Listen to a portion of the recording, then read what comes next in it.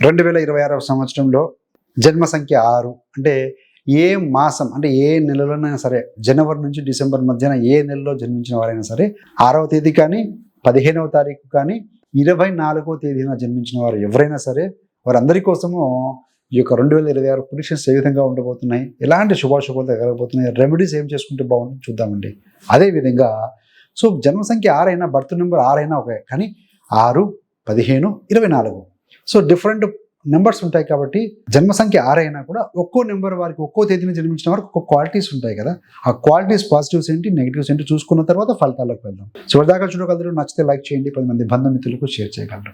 జన్మ తేదీ 6 అంటే 6వ తేదీని జన్మించిన వారికి పాజిటివ్స్ ఏంటి, నెగిటివ్స్ ఏంటి. ముఖ్యంగా ఏంటంటే 6 అంటేనే వీనస్, శుక్రుడు అండి, అందం, అట్రాక్టివ్. సో 6వ తేదీని జన్మించిన వారు అట్రాక్టివ్ పర్సనాలిటీ, మాట తీరు కానీ, వారి ప్రవర్తన కానీ, వాళ్ళ లుక్స్ కానీ, ఎక్కడికి వెళ్ళినా సరే ఆకర్షణీయమైన ప్రజెన్స్ అనేది ఉంటుందండి.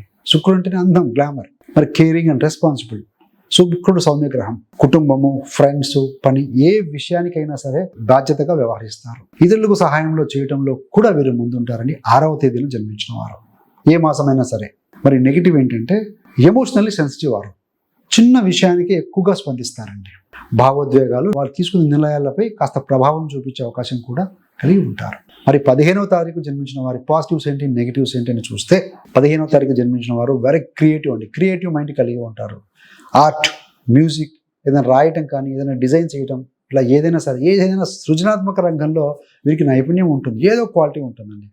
కొత్త కొత్త ఐడియాలు సులభంగా వస్తాయి వీరికి. ఇంప్లిమెంట్ చేస్తారా లేదా పక్కన పెడితే ఐడియాలు, మంచి ఐడియాలు వస్తాయి. They are kind and diplomatic అండి. వీరి స్వభావం చాలా సాఫ్ట్గా ఉంటుంది.